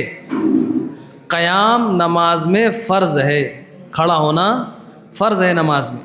اگر آپ کھڑے نہیں ہوئے اور فرض چھوٹ گیا، نماز نہیں ہوگی. یہ فرض اس وقت چھوڑا جا سکتا ہے جب آخری درجے کی مجبوری ہو، آپ کھڑے ہونے پر قادر ہی نہیں ہیں. اب ایسی جو کھڑے ہی نہیں ہو سکتا آدمی تو پھر بیٹھ کے پڑھ لو بھائی. لیکن کھڑے ہونے پر قادر ہے، اس کی علامت یہ کہ آپ اپنے گھر سے مسجد تک آئے ہیں چل کر، اور مسجد میں آ کے کرسی میں بیٹھ کے نماز پڑھنے لگے. اور کرسی میں نماز کا جو مقصد ہے، تواضع پیدا کرنا، اللہ کے سامنے جھکنا، وہ سب ختم ہو جاتا ہے. دیکھیے کرسی میں جو بیٹھ گیا، اس کا رکوع بھی گیا، سجدہ بھی گیا، سب چلا گیا، قاعدہ بھی گیا، سب چلا گیا. اور کرسی میں بنا بیٹھا ہے، نماز کا جو اصل مقصد ہے وہ بھی فوت سا ہو جاتا ہے. اللہ تعالیٰ ہم سب کو زندگی کی آخری سانس تک رکوع اور سجدے والی نماز عطا فرمائے. دعا مانگنا چاہیے آخری سانس تک. اور ہم نے بعض بزرگوں کو دیکھا ہے، جب انسان سوچ لیتا ہے، اللہ تعالیٰ کے فیصلے پھر ویسے ہی ہوتے ہیں. سوچ لیا انہوں نے کہ ہمیں رکوع اور سجدہ نہیں چھوڑنا ہے. آخری وقت میں ایسی کیفیت تھی کہ بالکل یعنی ہوش و حواس کچھ نہیں، لیکن نماز کا وقت آتا تھا تو ایسی طاقت آ جاتی تھی، اٹھتے تھے، وضو بناتے تھے، پوری نماز کھڑے ہو کر رکوع سجدے کے ساتھ پوری، اور نماز پوری ہوئی پھر ویسی کیفیت کہ نہ اٹھ سکتے نہ بیٹھ سکتے. وہ کیوں؟ ساری زندگی اس کی کوشش کی تھی کہ میرا رکوع سجدہ، ذرا سی کوئی دقت آئی بس بیٹھ کے کرسی میں نماز پڑھنے لگے. میرے بھائیوں، کرسی میں نماز نہیں ہوتی الا یہ کہ بہت آخری درجے کی مجبوری ہو. رکوع بھی آپ کا چلا جاتا ہے کرسی میں، سجدہ بھی چلا جاتا ہے آپ کا کرسی میں، قیام بھی چلا جاتا ہے، پھر کیا کاہے کی نماز ہو گئی؟ تو ہوائی جہاز میں بیٹھے کرسی میں، وہیں نماز پڑھ لیا، نماز نہیں ہوتی ہے. سعودی ایئر لائنس میں تو پیچھے نماز کا باقاعدہ ایریا بنا ہوتا ہے، اتنا اچھا صاف ستھرا. آپ وہاں جائیے، نماز پڑھیے، خوب بیٹھیے، آرام سے عبادت کرنا ہو، قرآن کی تلاوت کرنا ہو، کریے بیٹھ کر. آپ وہاں چلے جائیے نماز کا وقت ہو، اور جا کر، اور جب آپ یہاں سے سعودی عرب جا رہے ہیں تو وہ کعبے کے ڈائریکشن پہ جا رہا ہے ہوائی جہاز، بس جس رخ پہ جا رہا ہے اسی رخ پہ نماز پڑھ لیجیے. واپسی میں الٹے ڈائریکشن پہ آ رہا ہے ادھر سے تو پیٹ کر لیجیے، ادھر نماز پڑھ لیجیے. تو وہاں تو آپ کو سعودی ایئر لائنس میں کوئی دقت ہی نہیں نماز پڑھنے کی. پھر لوگ کرسیوں میں بیٹھ کر یا نماز کو چھوڑ دینا کہ اب سفر میں کون پڑھے. آپ پہلے سے اہتمام اگر کوئی کر لے تو اس کے لیے سب آسان ہے. اب آپ سے سوچا کہ ارے یہاں استنجے خانے میں پانی نہیں ہے، کیسے وضو کریں، کپڑے ناپاک ہو، چلو اب گھر چل کر پڑھیں گے. اگر آپ نے پہلے سوچ لیا نہیں ہمیں پڑھنا ہے، آپ جہاز میں بیٹھنے سے پہلے دیکھ لیں نماز کا وقت ہے کہ نہیں، پہلے سے صاف ستھرے ہو جائیں، پاک صاف ہو جائیں، جیسے ہی نماز کا وقت ہو نماز پڑھ لیں اول وقت میں جلدی سے. کوشش کرنے والے کے لیے سارے راستے آسان ہیں، کوشش کرنے والے کے لیے سب کچھ آسان ہے. پہاڑ کو اپنی جگہ سے ہلا دینا آسان ہے، اور جس کو کوشش نہ کرنی ہو، ایک کرسی کے تو ادھر سے ادھر ہٹا تو نہیں ہٹا پائے گا. وہ کاہلوں کے لیے تھوڑی کچھ ہے. تو اگر سوچ لیا ہم نے کہ ہمیں نماز چھوڑنا نہیں ہے تو انشاءاللہ نمازوں کا اہتمام ہو جائے گا. تو ہوائی جہاز میں بھی نماز کھڑے ہو.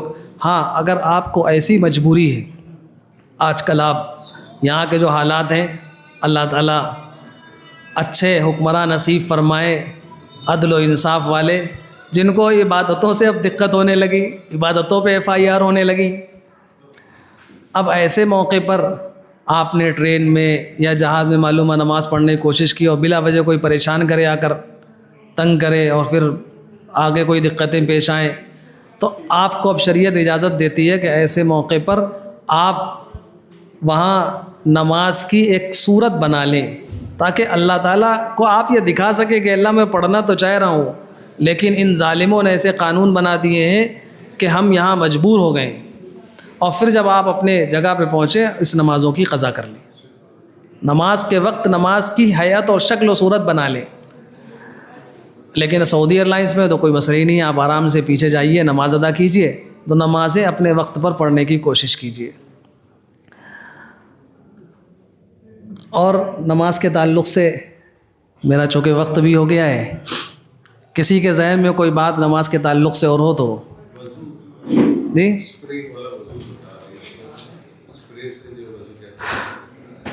بعض لوگوں نے ایک چیز اچھا انہوں نے اچھی بات بتا دی جی۔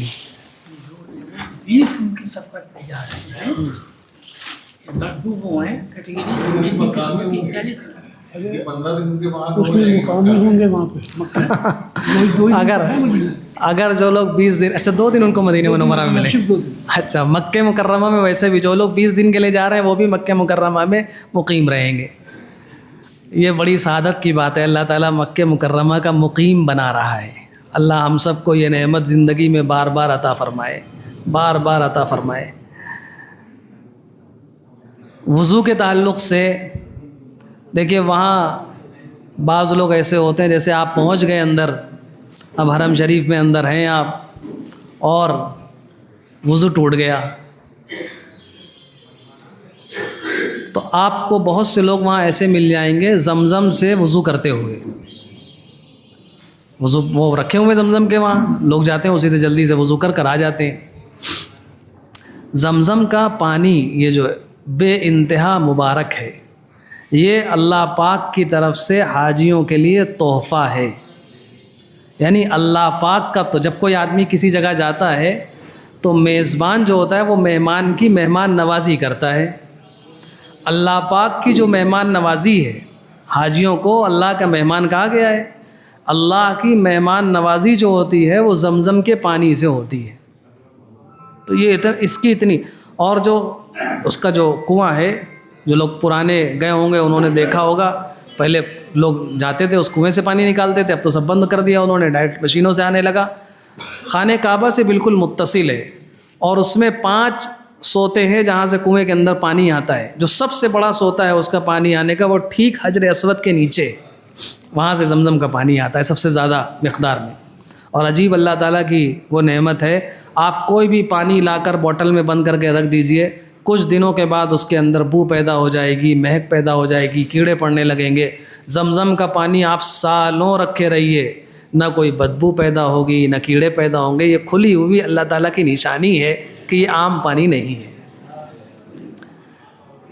بہرحال اس کی کیا فضیلت ہے وہ بہت زیادہ اس میں ڈیٹیل میں نہیں جائیں گے، عرض صرف یہ کرنا ہے بعض لوگ اس سے وضو کرنے لگتے ہیں، زمزم کے پانی سے وضو کرنا جائز نہیں ہے۔ دیکھیے ایک تو یہ کہ آپ باوضو ہیں، پاک صاف ہیں، آپ برکت کے لیے زمزم کا پانی اپنے سر میں ڈال لیں، اپنے چہرے میں لگا لیں، اپنے سینے میں ڈال لیں، برکت حاصل کرنے کے لیے یہ کرنا چاہیے، جائز ہے اور کرنا چاہیے۔ آپ جب بھی طواف کریں آپ پانی پئیں اور تھوڑا پانی اپنے سر میں ڈال لیں، چہرے میں لگا لیں، خوب اس میں بدن میں ڈال لیں، یہ پوری مشینری دھل جاتی ہے اندر کی جتنا آپ زمزم پئیں گے اور اپنے بدن پر بہائیں گے۔ لیکن زمزم کا پانی اپنی ناپاکی دور کرنے کے لیے نہیں ہے۔ جب ہمارا وضو ٹوٹ گیا، ناپاک ہو گئے ہم، اب ناپاکی دور کرنے کے لیے اس مبارک پانی کو استعمال نہیں کیا جائے گا۔ تو جو لوگ زمزم سے وضو کرتے ہیں، آپ وہاں کیا ہو رہا ہے اس کو نہ دیکھیے۔ اب سوچتا انسان کہ اگر ہم باہر نکلیں گے، اتنی دور جائیں گے تو یہاں دوبارہ واپس آنے کو نہیں ملے گا، کوئی حرج نہیں ہے، آپ باہر پڑھ لیجئے گا نماز، لیکن اس کے لیے گناہ کا کام نہ کیجیے۔ ہم گئے عبادت کے لیے اور ذرا سی اس کی وجہ سے ہم کسی گناہ کے اندر مبتلا کر لیں اپنے آپ کو، یہ تو عقل مندی کی بات نہیں ہے۔ آپ باہر آ جائیے، وضو کیجیے، استنجا کیجیے، فارغ ہوئیے اچھی طرح سے، پھر آپ کو جہاں موقع ملے وہاں نماز پڑھ لیجیے، اگلی نماز میں آپ اندر پہنچ جائیے گا، لیکن اس کے لیے غلط راستے اختیار مت کیجیے۔ اسی طرح بعض لوگوں نے کہا کہ وہ چھوٹی سی بوٹل رکھ لیں اسپرے اور اس سے کر لیں، ذرا ذرا سا ڈال لیں پانی، یہ بھی وہاں کے ادب کے خلاف ہے۔ وضو کے جو قطرات، پانی کے بچے ہوئے جو قطرات ہیں، حضرت امام ابو حنیفہ رحمۃ اللہ علیہ کے ہاں تو پہلے مسلک حضرت نے بیان، چونکہ صاحب کشف تھے، ان کو جب حدیث پاک میں جب انسان وضو کرتا ہے تو اعضائے وضو سے جو گناہ ہوتے ہیں وہ دھلتے ہیں، وہ جھڑتے ہیں، حتیٰ کہ ناخن کے نیچے جو گناہ حدیث پاک میں وہ گناہ نکلتے ہیں۔ حضرت امام ابو حنیفہ رحمۃ اللہ علیہ کو کشف کی بنیاد پر وہ گناہ نظر آئے کہ وہ گر رہے ہیں، کسی کی وضو کر رہا ہے تو اس کی آنکھوں نے زنا کیا، زنا کا گناہ گر رہا ہے، تو انہوں نے کہا مکروہ تحریمی ہے اس کا پانی، اس کو استعمال کرنا۔ تو اب ایسے پانی کو ہم اور آپ اگر بالکل اپنے آپ کو ایسا سمجھتے ہوں بالکل پاک صاف دھلے دھلائے، آج تک کوئی گناہ نہیں ہوا، ہمارا پانی بالکل پاک صاف ہے، طاہر اور مطہر ہے، تو کوئی مسئلہ نہیں، ورنہ وضو کا بچا ہوا پانی طاہر اور مطہر نہیں ہوتا۔ تو اس لیے بہتر یہ ہے کہ آپ وہاں یہ جو اسپرے والا عمل بھی بتایا جاتا ہے، ہم تو آپ سے یہی کہیں گے کہ اس کو بھی استعمال مت کیجیے، آپ باہر آ جائیے، ایک نماز آپ حرم شریف وہ اندر مطاف کے حصے اگر چھوٹ جائے چھوڑ دیجیے، باہر آ کر اچھی طرح سے استنجا کیجیے، وضو کیجیے، پاک صاف ہوئیے، جہاں وضو کی جگہ ہے خوب اطمینان سے وضو کیجیے سنت کے مطابق۔ وہاں سنتوں پر عمل نہ ہو تو پھر کہاں ہوگا؟ وہاں آپ ذرا سا ایسے کر لیں اور بس فرض ادا کر لیں اور سنتوں کو چھوڑ دیں تو پھر کہاں کریں گے سنتوں؟ وہیں تو بتائی تھی انہوں نے سب کچھ سنتیں، اس لیے پورے طریقے پر وہاں عمل کرنے کی کوشش کیجیے۔ بلکہ بزرگوں نے لکھا ہے حدیث کی روشنی میں کہ وہاں عملوں پر مہر لگتی ہے، وہاں عملوں پر مہر لگتی ہے، جو وہاں جیسے کام کرے گا اپنے وطن میں آ کر ویسے ہی کام انجام دے گا۔ اسی لیے فرمایا کہ وہاں جو اپنی نگاہوں کی حفاظت کر لے گا اللہ تعالیٰ اس کو مہر لگا دیں گے اس کی نگاہوں میں، اپنے وطن میں آ کر نگاہوں کی حفاظت کرنا اس کے لیے آسان ہو جائے گا۔ اور وہاں آپ نے اپنی نگاہوں کی حفاظت نہیں کی، دنیا بھر کے لوگ آ رہے ہیں، آپ کی نگاہیں ادھر ادھر بہک رہی ہیں، اپنے وطن میں بھی آ کر نگاہوں کی حفاظت نہیں ہو سکتی۔ وہاں جھوٹ سے نہیں بچے، وہاں لڑائی جھگڑے سے نہیں بچے، کسی سے کچھ ہو گیا لڑ جھگڑ گئے، اپنے وطن آ کر پھر لڑائی جھگڑے سے نہیں بچ سکتے۔ وہاں مہر لگ جائے گی کہ یہ انسان لڑائی جھگڑا کرتا ہے۔ بادشاہ کے محل میں جا کر کوئی ویسا ہی کام کرنے لگے تو بادشاہ تو کہتے کہ یہ آدمی جب یہاں ایسا کر رہا ہے وہاں بھی جا کے ویسے ہی کرے گا۔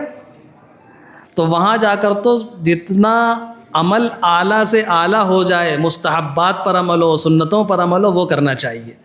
جن لوگوں نے یہ مسئلہ بتایا ہے ان کے مطابق کوئی کر لے تو ہم یہ نہیں کہتے کہ اس کی نماز نہیں ہوگی، لیکن ادب کا تقاضا یہ ہے کہ انسان وہاں جو عمل کرے کوشش یہ ہو کہ ساری سنتوں پر عمل ہو، سارے مستحبات، ہمارا عمل اعلیٰ سے اعلیٰ درجے کا ہو۔ اس کی وجہ سے اگر ہمیں کوئی فضیلت چھوٹ جائے تو چھوٹ جانے دیں، نماز ہمیں وہاں کی نہیں ملے گی، باہر آپ نماز پڑھیں گے تو بھی آپ کو وہی اجر ملے گا۔ آپ وضو بنا لیجئے، آ کر باہر صحن میں نماز پڑھ لیجئے۔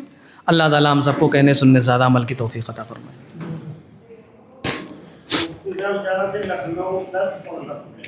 جی سفر میں جب تک آپ وطن وہاں نہیں پہنچیں گے راستے میں قصر ہوگی۔ جی جی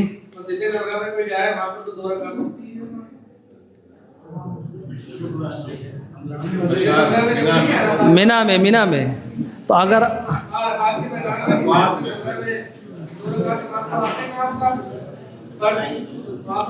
وہاں جو امام ہوتے ہیں عام طور سے وہ لوگ سفر کر کر آتے ہیں، باہر سے ریاض سے آتے ہیں، کہیں سے آتے ہیں، تو وہ مسافر ہوتے ہیں، وہ چند دنوں کے لیے آتے ہیں۔ اور رسول اللہ صلی اللہ علیہ وسلم نے بھی وہاں قصر ہی کیا تھا عرفات کے میدان میں، ظہر اور عصر۔ تو اگر آپ وہاں امام کے پیچھے پڑھ رہے ہیں تو امام صاحب تو قصر کر رہے ہیں، لیکن آپ جو کہ مقیم ہیں تو 2 رکعت میں امام نماز پھیر دیں گے، سلام پھیر دیں گے، آپ جلدی سے اپنی 2 رکعت اور پوری کر کے پھر شریک ہو جائیے عصر میں۔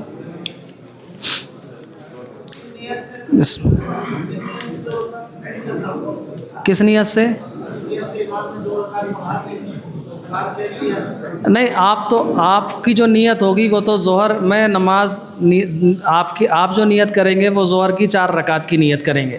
2 رکعت امام کے ساتھ پڑھ لی، پیچھے سے امام کی اقتداء میں 2 رکعت امام کی اقتداء میں ہو گئی، 2 رکعت امام صاحب سلام پھیر دیں گے، آپ کھڑے ہو جائیے۔ اور آپ نے حضرت عمر رضی اللہ تعالیٰ عنہ کا، حضرت عمر رضی اللہ تعالیٰ نماز پڑھائی 2 رکعت اور کہہ دیا کہ میں مسافر ہوں، اہل مکہ اپنی پوری نماز پوری کر لیں۔ وہ کھڑے ہوئے، انہوں نے 2 رکعتیں اپنی پوری کر لی۔ کچھ لوگوں کے نام ہیں جن کے لیے دعائے مغفرت کر دیں آپ حضرات، یہاں بھی اور جب وہاں پہنچے وہاں بھی۔ مرحوم حاجی صغیر احمد صاحب، پروفیسر عبدالقدیر کبیر خان صاحب جو پچھلے سالوں تک ہمارے درمیان ہوا کرتے تھے، اللہ پاک ان کی مغفرت فرمائے، قبر کو جنت کا باغ بنائے۔ محمد عتیق صاحب، محمد عاقل صاحب، متین الدعا فرمائے، اللہ پاک ان کی مغفرت فرمائے، ان کی قبر کو جنت کا باغ بنائے، آخرت کی تمام منزلوں کو اللہ پاک آسان فرمائے۔ جو حضرات اس تربیتی کیمپ کو منعقد کرتے ہیں، جتنے خدام ہیں یہاں کے، اللہ تعالیٰ ان سب کی صحت میں، ان سب کو صحت و تندرستی عطا فرمائے، ان کو دین اور دنیا کی خوب ترقیات سے نوازے۔ جناب آفتاب رضوی صاحب بیمار ہیں، اللہ تعالیٰ ان کو بھی شفائے کاملہ اور صحت کاملہ عطا فرمائے۔ دعا کریں۔ بسم اللہ، الحمدللہ رب العالمین، لا الہ الا اللہ الحلیم الکریم، سبحان اللہ رب العرش العظیم، اللہم صلی وسلم وبارک علی حبیبک سیدنا و مولانا محمد وآلہ۔ ربنا ظلمنا انفسنا وان لم تغفر لنا وترحمنا لنكونن من الخاسرین۔ ربنا آتنا فی الدنیا حسنہ وفی الآخرۃ حسنۃ وقنا عذاب النار۔ اے اللہ، آپ بہت کریم ہیں، آپ بہت شفیق ہیں۔ اے اللہ، آپ آسمان اور زمین، اے اللہ ہم سب کی وہاں حاضری اور اپنے پیارے نبی صلی اللہ علیہ وسلم کے شہر میں حاضری کا موقع ہم سب کو عطا فرمایا ہے۔ اے اللہ اس نعمت کی قدر کی توفیق عطا فرما، مقبول حاضری نصیب فرما، مقبول حاضری نصیب فرما۔ اے اللہ، وہاں جانے کے بعد وہاں کی بے ادبی سے، وہاں کی محرومی سے حفاظت فرما، وہاں کی محرومی سے حفاظت فرما۔ اے اللہ، آپ کے گھر میں آنے سے پہلے ہم سب کو اے اللہ ہر گناہ سے پاک اور صاف فرما دیجیے، گناہوں کو پاک اور صاف فرما دیجیے، زندگی کے تمام گناہوں کو معاف فرما دیجیے، ہماری سیئات کو حسنات سے مبدل فرما دیجیے۔ اے کریم آقا، نافرمانیاں تو بہت ہوئی ہیں، اے اللہ گناہ تو بہت ہوئے ہیں، اور اتنے گناہ ہیں کہ ہم تو اس لائق نہ تھے کہ آپ کے گھر میں حاضر ہوتے، آپ کے محبوب صلی اللہ علیہ وسلم کے روضہ اطہر پر حاضر ہوتے۔ یا اللہ، آپ تو وہاں اپنے بہت نیک بندوں کو بلاتے ہیں، اپنے مقبول بندوں کو بلاتے ہیں، جن کو آپ پیار کرتے ہیں ان کو بلاتے ہیں۔ اے اللہ، آپ نے ہم گناہ گاروں کو وہاں آنے کی توفیق عطا فرمائی ہے۔ اے اللہ، جتنے دنیا میں آپ کے مقبول بندے ہیں، جتنے نیک بندے ہیں، ہمارا عقیدہ اور ایمان ہے کہ آپ ہی نے ان کو نیک بنایا ہے، آپ ہی نے ان کو اپنا محبوب بنایا ہے، آپ ہی نے ان کو تقوی والی زندگی نصیب فرمائی ہے۔ اے کریم آقا، ہم سب بھی آپ کے بندے ہیں، اے اللہ ہم سب کو بھی نیک بنا دیجیے، تقوی والی زندگی نصیب فرما دیجیے۔ زندگی کا بہت بڑا حصہ یا اللہ نافرمانیوں میں گزر گیا، گناہوں میں گزر گیا، آپ کے محبوب صلی اللہ علیہ وسلم کی سنتوں کو چھوڑنے میں گزر گیا، ان کو تکلیف پہنچانے میں گزر گیا۔ اللہ، کوئی عمل اس لائق نہیں جو ہم آپ کے سامنے پیش کر سکیں۔ اے اللہ، معاف فرما دیجئے، ہم سب کو معاف فرما دیجئے۔ آپ معاف فرما دیں گے، کرم فرما دیں گے، ہم سب کا کام بن جائے گا، آپ کے خزانے میں کوئی کمی نہیں ہوگی۔ اے اللہ، آپ ایسے کریم ہیں، آپ ایسے شفیق ہیں، آپ کی جب نظر کرم پڑتی ہے، آپ کی جب نظر عنایت پڑتی ہے تو آپ لوگوں کی زندگیوں کو کیسے بدل دیتے ہیں۔ وہ حضرت عمر جو آپ کے نبی کے قتل کے ارادے سے گھر سے نکلے تھے، آپ کی نظر کرم پڑی، آپ نے ان کو امیر المومنین بنا دیا، آپ نے ان کو اس مقام پر پہنچا دیا کہ آپ کے محبوب نے فرمایا کہ میرے بعد کوئی نبی ہوتے تو عمر ہوتا۔ اے اللہ، اے عمر کو امیر المومنین بنانے والے رب، ہم سب کو بھی نیک اور تقوی والی زندگی نصیب فرما دیجیے، ہم سب کے اوپر بھی وہی نگاہ کرم ڈال دیجیے، اسی نظر کرم کے ہم سب بھی محتاج ہیں۔ اے اللہ، بدل دیجیے، ہم سب کو بدل دیجیے۔ نفس اور شیطان اتنا غالب آ گیا، اے اللہ ہم خود سے اپنے آپ کو نہیں بدل سکتے۔ ہم صبح کو توبہ کرتے ہیں، شام کو ٹوٹ جاتی ہے، شام کو توبہ کرتے ہیں، صبح کو ٹوٹ جاتی ہے۔ ایک قدم آپ کی طرف بڑھاتے ہیں، شیطان 10 قدم پیچھے کھینچ لیتا ہے۔ اے کریم پروردگار، آپ پکڑ لیجئے، آپ سنبھال لیجئے، آپ جنت کے راستے پر ڈال دیجئے، نیکی اور تقوی کے راستے پر اے اللہ پیشانی کے بال پکڑ کر ہم سب کو اس راستے پر ڈال دیجئے۔ اے اللہ، آپ کے محبوب نے فرمایا ہے کہ آپ دنیا کی تمام ماؤں سے زیادہ اپنے بندوں کو چاہتے ہیں۔ اے اللہ، دنیا میں کوئی ماں اپنے بندے کو گندا نہیں دیکھتی، اپنے بچے کو گندا نہیں دیکھتی ہے۔ بچہ گندا ہو جاتا ہے، دوسرے لوگ اس سے نگاہ پھیر کر چل دیتے ہیں۔ بچہ غلاظت میں لپٹ جاتا ہے، دوسرے لوگ ناک میں ہاتھ رکھ کر آگے بڑھ جاتے ہیں، لیکن ماں اپنے صاف ستھرے کپڑوں کی پرواہ کیے بغیر بچے کو اٹھاتی ہے، نہلاتی دھلاتی ہے، کریم پاؤڈر لگاتی ہے، پاک صاف کر دیتی ہے، لوگ پھر پیار کرنے لگتے ہیں۔ اے اللہ، ہمارے گناہوں کی وجہ سے اقوام عالم نے ہم سے نگاہیں پھیر رکھی ہیں۔ اے دنیا کی ماؤں سے زیادہ چاہنے والے رب، ہم سب کو پاک صاف فرما دیجئے، پاک صاف فرما دیجئے، ایک ایک گناہ سے پاک کر دیجئے۔ اے اللہ، ایک ایک گناہ سے پاک صاف فرما دیجئے۔ اے اللہ، ہم آپ کے دربار میں حاضر ہونے کے لائق تو نہیں، لیکن آپ نے بلایا ہے۔ اے اللہ، ویسا بنا دیجئے، ایسا بنا دیجئے جیسے بندے آپ کو پسند ہیں۔ اے اللہ، ہم سب کو ویسا ہی بنا دیجئے، اپنا محبوب بنا کر ہم سب کو اپنے دربار میں بلائیے۔ اے اللہ، اپنا محبوب بنا کر ہم سب کو اپنے دربار میں بلائیے۔ اے اللہ، حاجیوں کے بارے میں آپ نے فرمایا کہ جب حج سے حاجی فارغ ہو جاتا ہے، حج کر لیتا ہے، وہ ویسا ہی ہو جاتا ہے جیسے اس دن تھا جس دن ماں کی پیٹ سے پیدا ہوا تھا، کوئی گناہ اس کے نام اعمال میں باقی نہیں رہتا۔ اے اللہ، ایسا حج ہم سب کو نصیب فرمائیے، پاک اور صاف فرما دیجئے، پاک اور صاف فرما دیجئے۔ اے اللہ، زندگی کے جتنے ایام باقی ہیں اپنی فرما برداری والی زندگی نصیب فرمائیے۔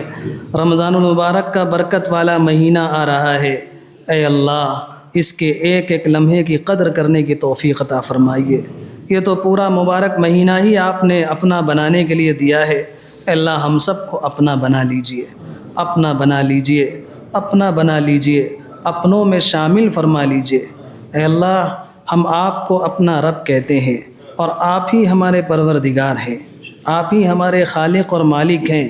آپ کے علاوہ ہمارا کوئی رب نہیں، کوئی خالق نہیں، کوئی مالک نہیں۔ عزت دینے والے آپ، ذلت دینے والے آپ، روزی دینے والے آپ۔ اے اللہ، ہم آپ ہی کو اپنا رب سمجھتے ہیں۔